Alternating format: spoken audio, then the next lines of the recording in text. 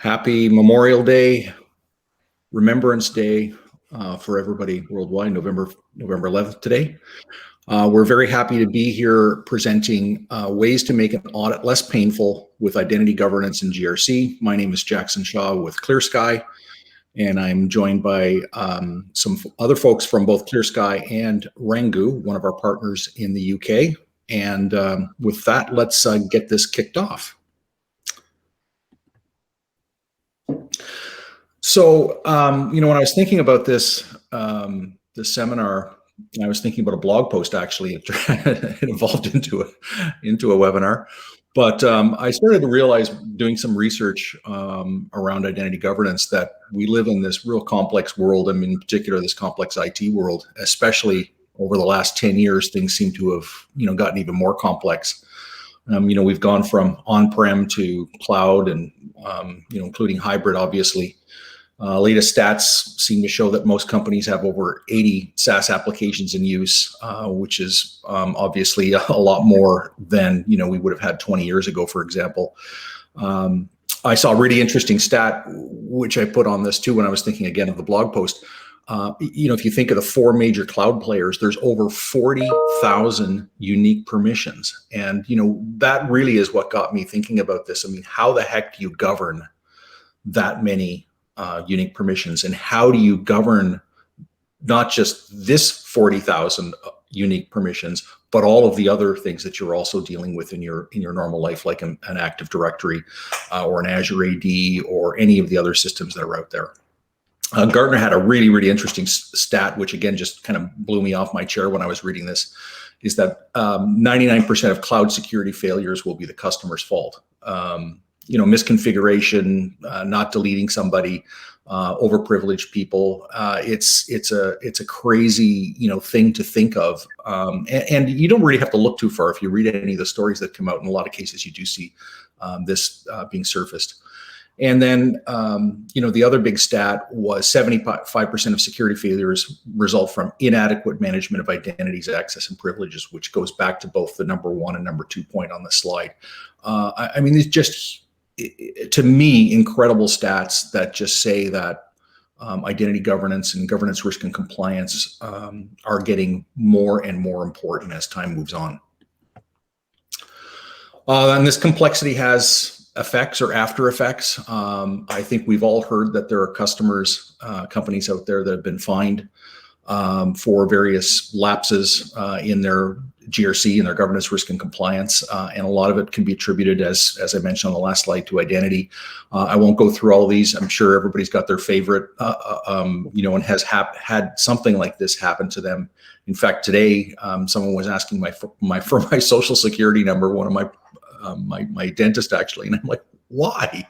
I just don't want to give that kind of information away, because it's there's just so much of this going on. So it's a huge problem, and it's a problem for both us as people, and it's a big problem for companies when they're getting these kind of fines around all of these problems that they basically have.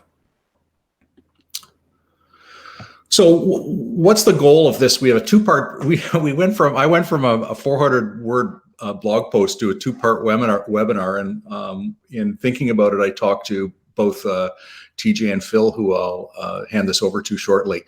And we started talking about GRC and audits and things. And the interesting thing was, when, I've been doing identity for so many years, and to me, an audit was always, gosh, we're in trouble. We've done something wrong. We have to fix something. We got to do it quick.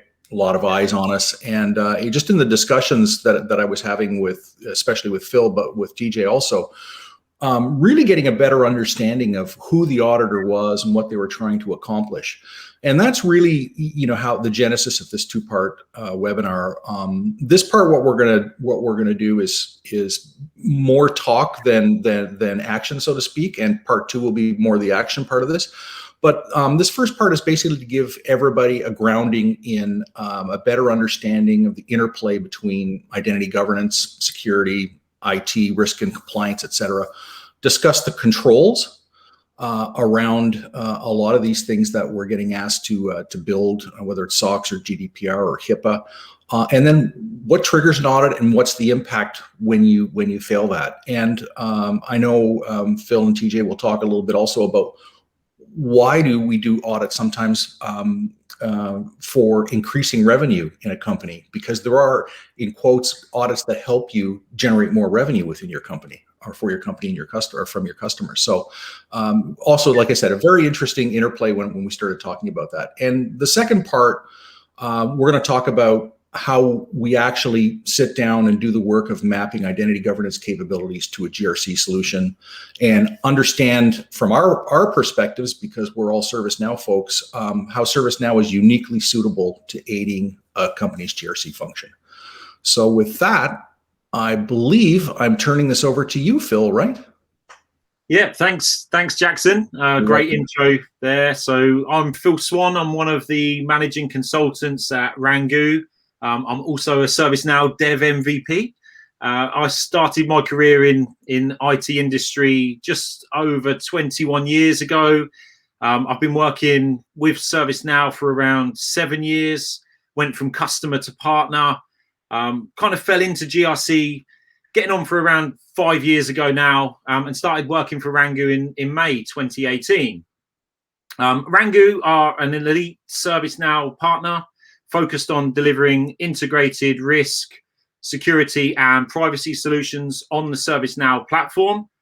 And you can follow Wrangu on LinkedIn. If you hashtag Wrangu, hashtag Wrangu Dream Team. And you can also find me on LinkedIn and YouTube if you hashtag Phil Goes Deep. So, TJ? Awesome. And my name is TJ Gryzik. I'm one of the co-founders and CTO of Skye. We're also a technology partner of the ServiceNow ecosystem. And, I've been in the ServiceNow space for about a decade now. Before they started naming the releases is usually my claim to fame. And so before that, I worked in IT and help desk and other types of positions where you're looking to solve problems for folks. And so as I started to learn the ServiceNow platform and sort of grow those skills, I found that, you can solve many more problems with automation and technology, specifically the ServiceNow platform. So the last 5 years has been spent, resolving or making identity management easier within the ServiceNow system here at Skye. And looking forward to this conversation today. I've learned a lot through the prep and exercise, the conversations that we have with Wrangu and Phil, and really has changed my perspective. So excited to jump in. Yeah, and I think this webinar, at least the theme of the webinar, TJ, is somewhat serendipitous because maybe today we're going to try and replay some of the conversations we've been having over the last few weeks and months since we got talking. But the starting point or the topic of that conversation was really, it started with that obvious connection between where your Skye IGA product interlinks or connects with ServiceNow's GRC. And I think that's kind of where this thing came from. Because a lot of the customers we talk to, they're dealing with ISO 27000, for example. A lot of the customers we speak to are working with auditors, whether it's internal auditors or external auditors. And a lot of the things they're trying to control or prove they control relate to user access, right? So enter Skye. No, absolutely. You're absolutely right. So that was the easy part of all of this, right? I mean, it makes complete sense that IGA and GRC would work so well together, and even more so on the ServiceNow platform. And so as we started to plan this webinar and really try to dig into, what would be the value proposition for the audience? What would they care about? It started to go into sort of a dark area, right? You start to get into, why do people care about audit? Why do they care about GRC? And we started talking about fines, and we started talking about, what the consequences of not doing it were, almost like those selling fear in a way. And we didn't want to go down that route again. A lot of companies try to sell fear, try to tell you why you needed it. These bad things will happen to you. And we thought that there was so much positive coming out of this integration, so many efficiencies to be gained. And I think it really switched the topic when we decided we didn't want to sell that fear. Yeah, I mean, those things are out there. And I think Jackson showed a slide of some of those consequences, but there is a different perspective when it comes to this. And as we sort of opened that door and started thinking in that manner, it allowed us to talk to auditors and start to explore, what their perspective was, and really sort of brought up a lot of the topics that we'll be talking about today. Yeah, and I think I was telling you as well about when I joined Wrangu. You talked about it before in your kind of intro, right, about solving problems. And I told Lee Grant, our CEO, when I was in the interview with him, I'm not a compliance guy. I'm not a risk guy. I'm just someone who likes to solve problems. And although I did have some experience with GRC at that time when I was joining Wrangu, for me, security, risk, privacy, these are big problems. Yeah. And fast forward 3.5 years later, here I am, and the slides at the beginning, show a bit about the scale of the problem, and it certainly hasn't gone away. So, it's really, I think, today about solving problems and maybe changing some perspectives as well. I couldn't agree more. I think we see a lot of that in both of our organizations, folks looking to make people's lives easier from work.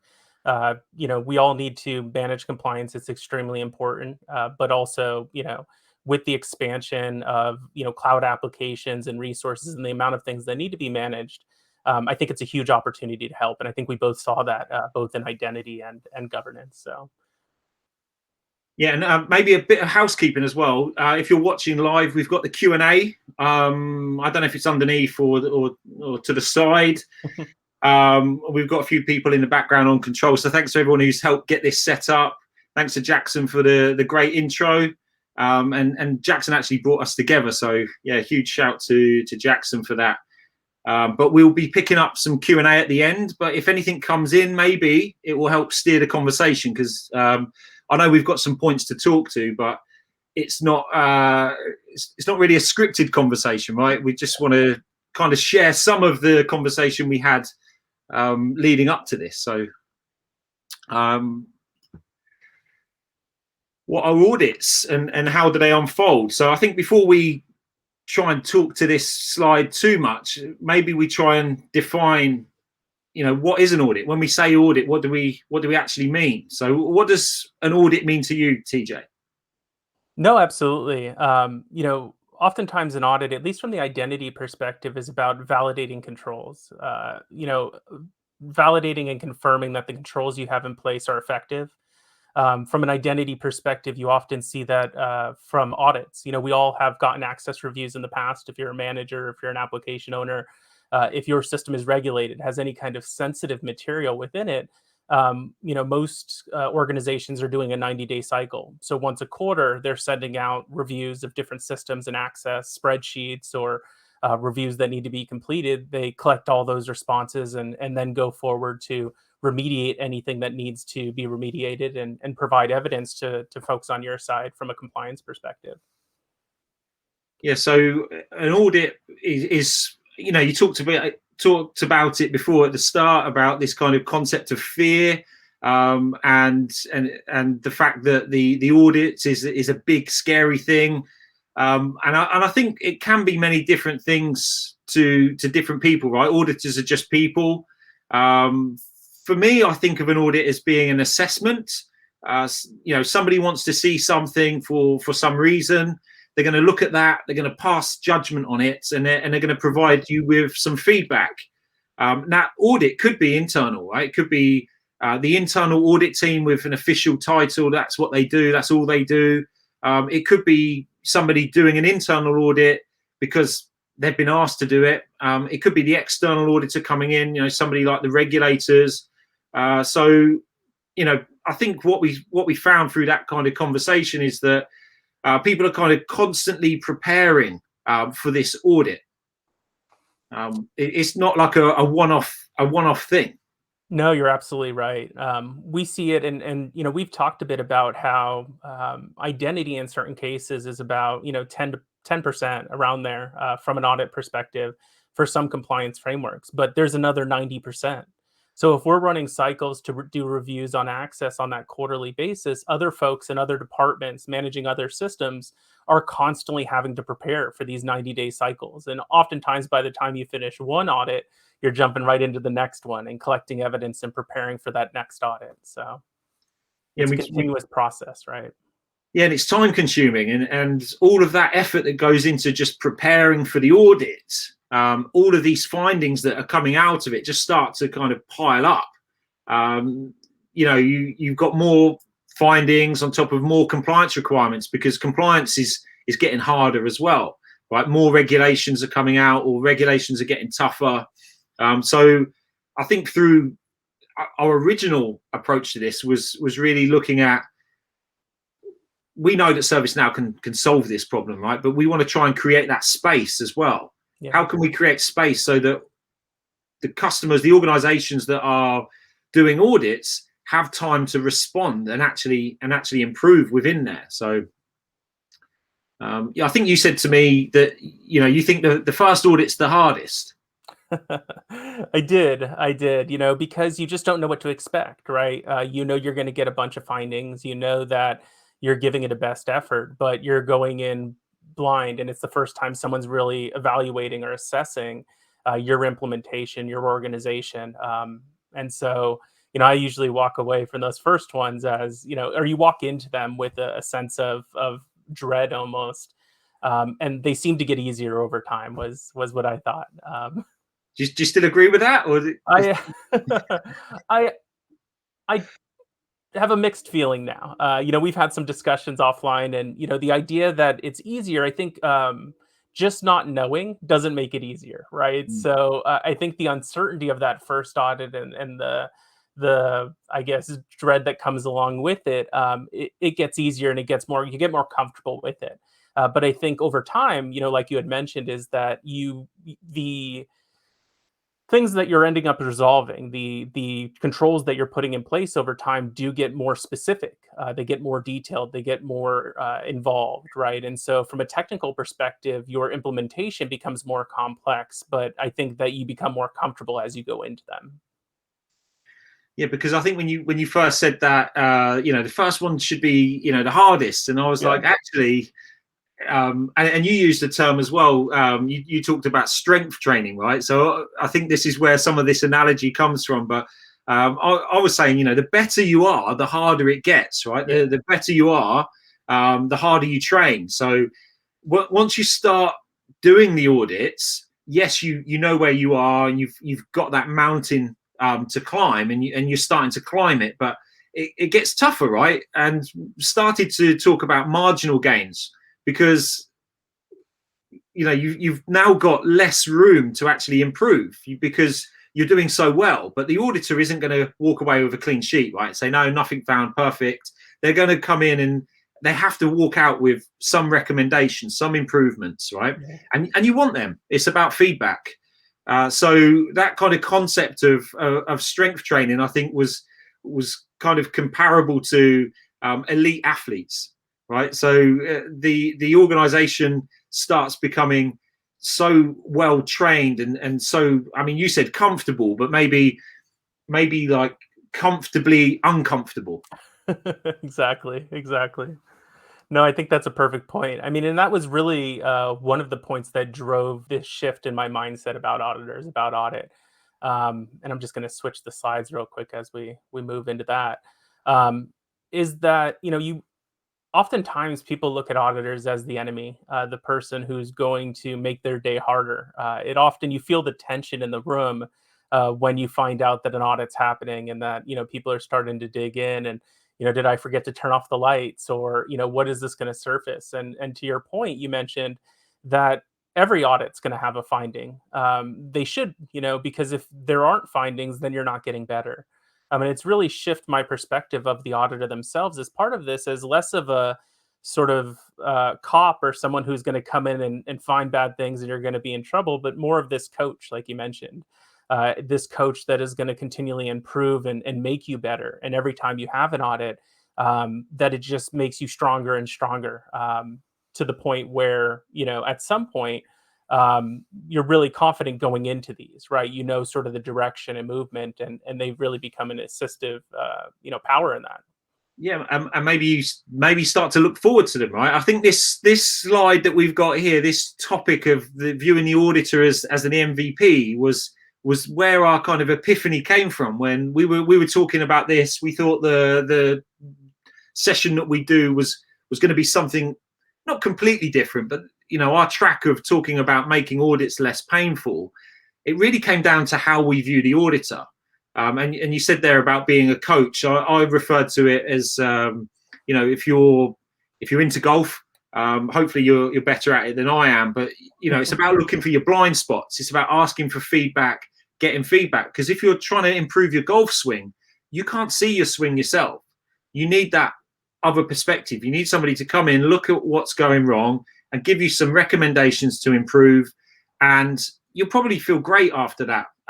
Lesson with your golf coach, take it out to the course, realize there's something else you need to fix. So you get back in and, you start to look forward to these sessions because you start to improve from it. So I think that was let's switch the perspective on this.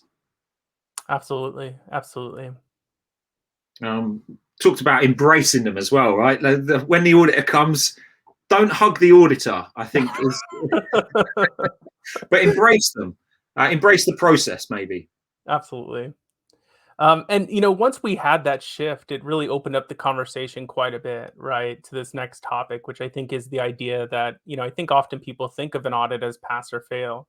And you'd be surprised that it isn't so much pass or fail, but, here are the findings that we found and how can we get better becomes the talk track when an auditor leaves. And it gives us an opportunity to continue to improve our controls, to improve our processes and try to drive efficiencies within those processes. Yeah, and you were talking about maturity from a identity governance perspective, because how you manage those identities, right? It's really about maturity. I'm sure most organizations are struggling with all those different systems that Jackson talked about at the beginning. How do you keep hold of all those access rights, and how do you know who's got what? It has to take 90 days. There's no way that you can do that unless you've got all those systems, all those people. The reality of it is, especially for most organizations, I would say Microsoft Excel is probably the biggest audit tool that anyone has. The first stage or the first step in your maturity journey for identity is often with spreadsheets. You're exporting data from these different systems. You're spending time massaging the data and separating it out to distribute to the responsible parties who are going to make those decisions. And over time, you start to improve that, right? As you expand your systems, as you expand the controls that need to be put in place, you quickly find that Excel and the time that it takes, you really do need that full 90-day cycle to even do what is the bare minimum. And so people start to look at solutions like ours and ways of automating that process and gaining those efficiencies. So they can not only do the bare minimum, but they can expand sort of the coverage that they have within those systems. And a spreadsheet will have you pass an audit, but can you do that over time? Do you want to do that over time from an export, from a review, from an email, from a aggregation perspective, the amount of man hours and level of effort? And really, at the lower maturity scale for IGA, you start to see a lot of human error, right? Did I export it right? Did I accidentally delete something? There's a lot of opportunity to improve those controls within those systems. And so, a lot of that is coming out of audits. Most time when we talk to a customer for the first time, it's often because they have a finding. They're not managing their access, well enough. And so they're looking for solutions to make that easier for them. And I imagine you see that a lot on your side too, from a governance perspective, even outside of IGA. Yeah, every new implementation of GRC pretty much starts with Excel, right? Yeah. It's good though. It's good to have something. Definitely good to have something. But we talked about the effort involved here of collecting that evidence, and actually, there's an additional risk I don't think we talked about. It's just come to me. If you're exporting all of those access things off of the platform as well, you've now got this data that's not in the platform. So, Yep. The effort, email, it's on people's desktops, it's in file shares, just waiting to get picked up or lost, right? And it might not be up to date. It's not the latest.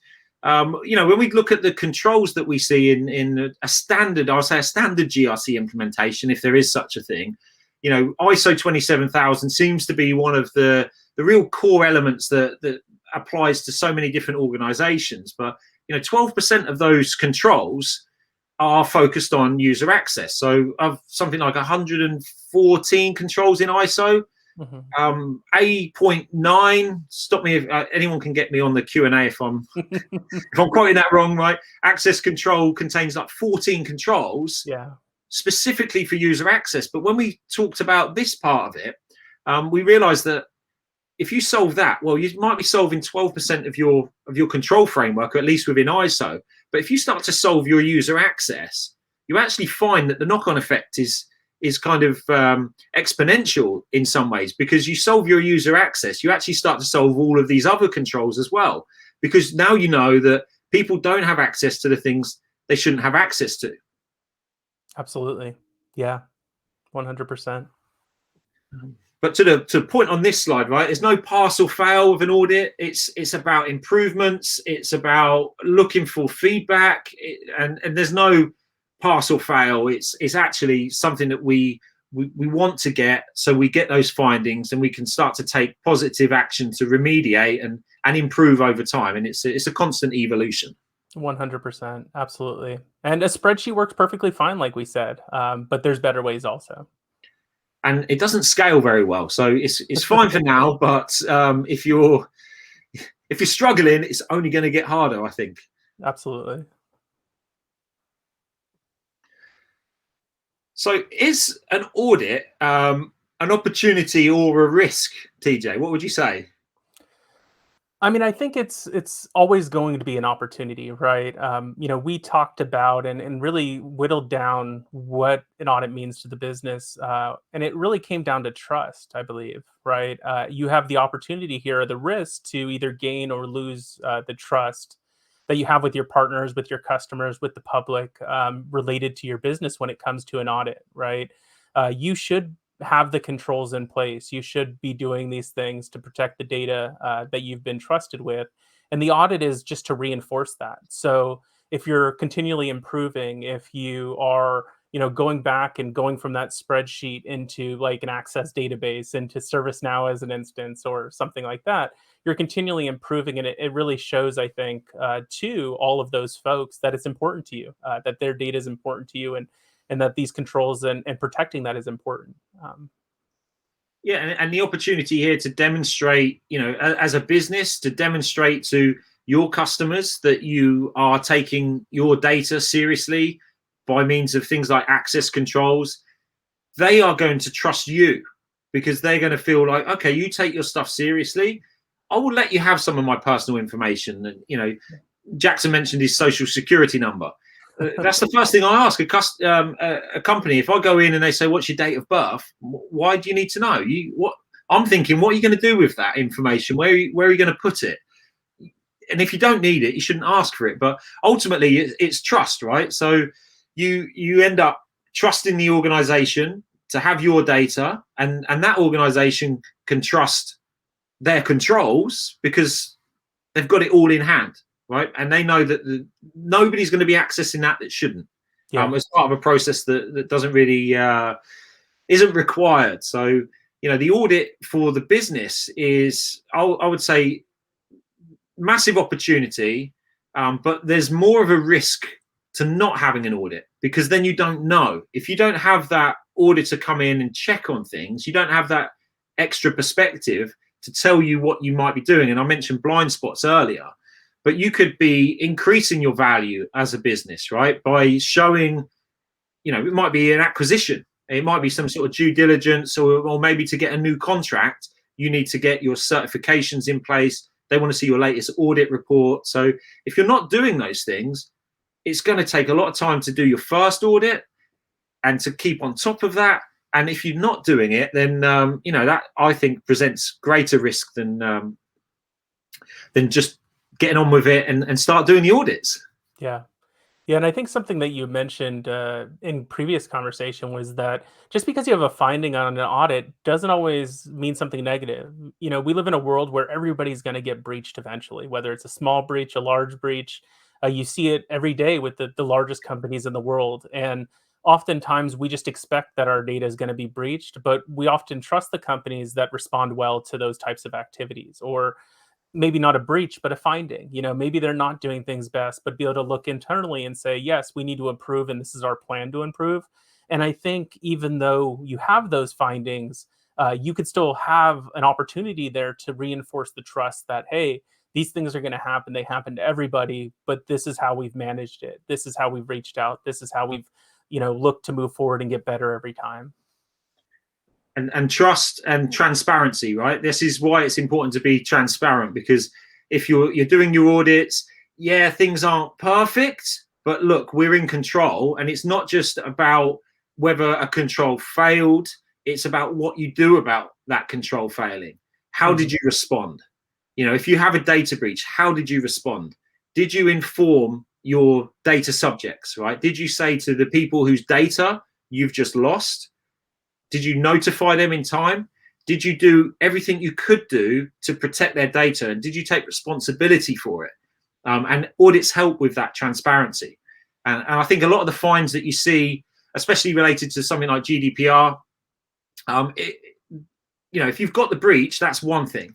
That doesn't necessarily equate to a big fine, because if that breach was as a result of, something that just could not have been helped, the kind of regulators might take a different view to if they look at your controls and go, you didn't have any control. So you were taking all of this information and you didn't take any responsibility for it. So that's where you're going to get the big fines. Whereas if you look, I've done all these things, but someone still got in through the back door, and actually I had access controls in place, so they only got a certain amount of it.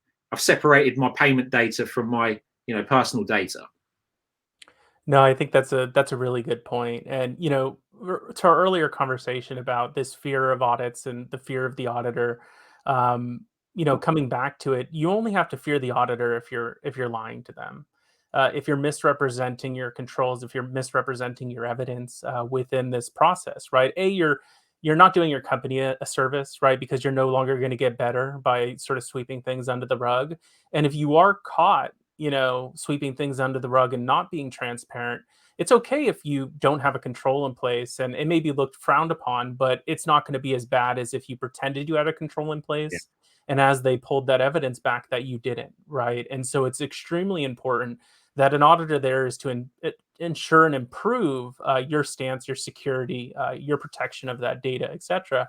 And that you want to work with them and be transparent with them, because like we said, the opportunity of gaining trust and managing this correctly, you can do irreparable harm to the trust that you have with your partners, with your organization, with regulatory bodies, if it's found that you misrepresented those controls, which I thought really shifted it. Because as long as you're going in there with your best effort and you're looking to improve and you're looking to be better, then really that's the heart of the compliance frameworks to begin with, right? They just want to make sure that businesses know what needs to be done and that they're doing their best effort to do that. And if you go counter that, there are consequences, even fines, but also we've seen executives go to jail for things like this. So it's something that you want to take extremely seriously, but not be afraid of, right? Yeah, and I think when we talk about particular regulations or compliance frameworks, that's on paper like the perfect golf swing, right? This is the perfect golf swing. If you had all things being equal, but not all things are equal. Some people are taller, got longer arms, wearing different trainers. Different organizations are different as well. So it's your best efforts, and it's where can you actually improve, where some of those things may not apply to you as well. So by doing the audit, they'll do the assessment, they'll give you the feedback, and what controls you need to focus on, what things are working well, and what your end result is. If you're looking at an audit as, I need to pass this audit, then that's where the perspective, I think, that we started with changed, right? That fear of the audit. It's because you think that you've got to pass or fail it, but actually being transparent and understanding that it's, you trust the auditor, they've got your best interest at heart, and they're going to trust you because you're being open and transparent with them. So I think in that sense, we end up in a much better place. Absolutely. So I think the key takeaways from this, is we wanted to take you on the journey to sort of reposition it and look at audits from a different perspective. It's important that we're building trust throughout this process. Audit lives and dies on the trust that it's gained with your organization, the organization, and the customers and partners and government agencies that can trust you. Another key point here, which I hate to read slides, but I think it's important that we call these three out, is that audits are a journey. You've heard us say it. It's all about continuous improvement. It's all about driving additional efficiency. And, there's going to be new compliance frameworks. You see things like CCPA and GDPR as two new frameworks that have come out that are applying. And as breaches continue to happen, as you see more crypto or encryption sort of malware that is locking down networks, you're going to see more and more regulations come out that try and combat that. It's an ever moving target. So you're never going to be 100%, but you want to strive towards that, like Phil had said.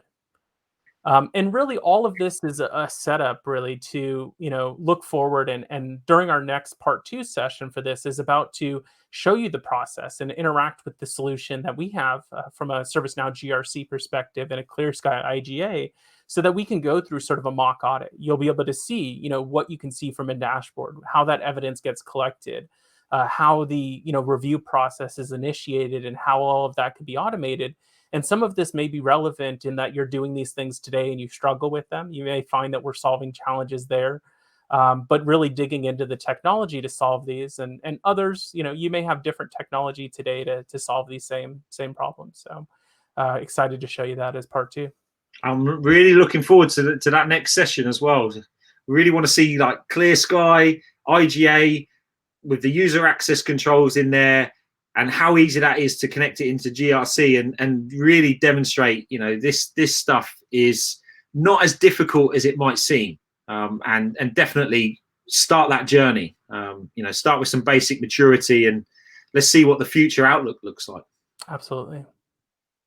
Perfect. So I think it's time for some questions. Do you want to go ahead and take a look at let me go ahead and click over and see if we have any open questions. Really appreciate all your time today. I know it's a bit early on the West Coast, but I'm sure you're all scattered around the world. What time is it there for you, TJ? It's about 7:37 right now. So AM. AM. Wow. Yeah.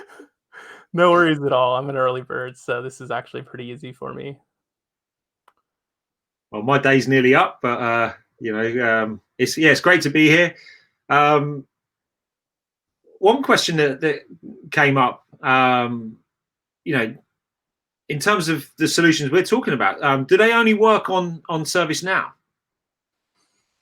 I think that's a good question. I think that at least for part 1, I think that the challenges and the opportunity, the problems we're trying to solve can be done on many different platforms. There's many competitors out there, but when we're speaking to Wrangu and ClearSky, we are native to the ServiceNow platform. Our solutions are built on ServiceNow, leveraging ServiceNow's GRC, privacy packs from a Wrangu perspective, and a scoped application from the ServiceNow store from a ClearSky perspective. But there's a mix and match of this. And like we talked to maturity, you would be able to take these same processes and solve them in other manners. And we just think ServiceNow is a very well-placed platform to solve these, because it can scale and grow with the business. What are your thoughts, Phil? Yeah, I mean, obviously, I'm a big fan of the ServiceNow platform and have been for a while. Although I started my journey in Calgary, so I was still being named after cities. I think I don't know what season you were in, but yeah, I love ServiceNow. It's for me the best platform to solve problems for customers and for businesses on there, and it just makes a lot of sense because most of the customers we talk to are already solving lots of problems on the platform. ServiceNow is not an ITSM product, right? It just solves ITSM really well, and it solves workflows basically. So when you then say, well, I'm already managing these operational processes, then you've probably got a service request coming in, I need access or something like that. It's some way of, it's already on the platform. The IT is already on the platform, maybe HR, etc. But you plug GRC into it, and all of a sudden you see how you're performing from a regulatory perspective, from an internal policy perspective. And I'm just really excited to see how, when we have that in place and we've got ClearSky IGA in place, when we solve user access control and plug that into GRC, like that's really what I'm looking forward to in the next one. But no, you make a great point. And I think, to that point, ServiceNow has done a great job of being able to expand into different markets. They're well known for ITSM, but now we have security operations, CMDB, SecOps that are all on the platform now. And that growth isn't going to slow down. I mean, I think that eventually ServiceNow will take over the world when it comes to software and platforms as a service. And so as part of that, your GRC platform that sits on top is going to benefit from that growth also. So as the platform continually expands and the flexibility and low code of it, you're going to see that more and more business processes will live on the platform, which means that just like IGA and GRC and other types of business processes can be managed in the same manner. So what you see here in the next session, when we start showing examples, a lot of that is going to not only relate to IGA, but also relate to those other processes. It's great. Great point. One other question I can see here as well. What's the difference, TJ? This is a good one for anyone that loves a TLA. What's the difference between GRC, IRM, and IGA? Are IRM and IGA the same? So IGA is a subset of the broader identity and access management market. So IGA stands for Identity Governance and Administration. It's more about the management and the life cycle of access from the time someone joins the organization to this time that someone leaves it. So how they get access on day one, when they change jobs, what that access looks like, reviewing the access as part of compliance and allowing someone to go and request ad hoc access. Usually automation, provisioning, and compliance approvals, et cetera, are wrapped into this program that is referred to as IGA. And then I'll hand it back to you for the GRC IRM question. No, but that's just spurred a question for me because there's another TLA in there. You mentioned identity access management. That's IAM, right? Yeah. You see that you've got IAM and IGA, so one's a subset of the other. It is. So IAM or Identity and Access Management is often the authentication side of things. So you probably have heard of Okta, One Login, those types of providers. Azure also is starting to get into the space more and more. And so IAM is often what people think about when they think about access. But usually that's really just, imagine it as, opening the front door. So it opens the front door for you, and in many cases opens many front doors if you're looking at something like Okta. IGA is more of the process of determining who should have access. So is it relevant that, let's say, a receptionist has privileged access in a research and development lab, right? And IGA is more about managing, who and whether they should have the access. And IAM is more of the, authentication component of it, letting them log in, their password works, but the account has already been created in many cases. Yeah, no, thanks for clarifying that because I do get them mixed up. GRC and IRM, are they the same thing? Are they different? So GRC stands for Governance, Risk and Compliance. IRM stands for Integrated Risk Management. To me, they're kind of the same thing. Like when you're on ServiceNow platform, I think the change it's a change in tone really, because GRC I think has been around for a long time. And it's still around and still valid and still about managing your risk and your compliance and providing governance around that. And it includes part of the audit process. Integrated risk management for me is what happens if we look at that from a different perspective and put GRC into ServiceNow and integrate risk into all areas of the business, right? Whether it be from the security operations, real first line, or whether it be into your other business operations, into user access controls, but even into your HR, onboarding processes, service requests, any part of your business that's being done on the platform, because you've got GRC installed, can be integrated. And that risk is now being integrated and managed as one big cohesive kind of platform. So that's how I say it. I don't know if there's a right or wrong there, but they're kind of the same thing. Yeah. And we've seen a maturity of ServiceNow's solutions in general. I mean, they started off as IT/GRC in the beginning. They evolved through acquisition of Intreus, I think, several years ago now, and then have continued to build and expand their new framework with GRC and now shifting into IRM. I think it's a natural progression. It's funny how, they followed that maturity scale in the same way that many, audits and controls are scaled in that same manner. So as the platform has grown, so as the capabilities of the GRC and IRM.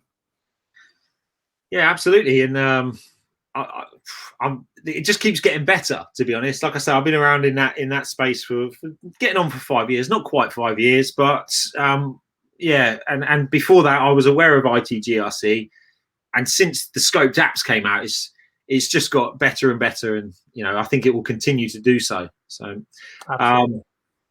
We're drifting slightly off topic now. You triggered me, but I could talk all day about ServiceNow, but I know we're at the top of it. We've only got 45 minutes to talk about audit. So it's really been a pleasure, Philip, talking to you and going through this journey with you and changing perspectives. And, I'm really excited about our next session, which we get into the technology and we really get to show some of that maturity scale and really look to the future also and getting proactive with some of these controls. So it's going to be really exciting, that next session. Hope to see everyone here also. Hopefully this was useful. If you want to reach out and ask any follow-up questions or give feedback, we'd really appreciate it. And thank you so much.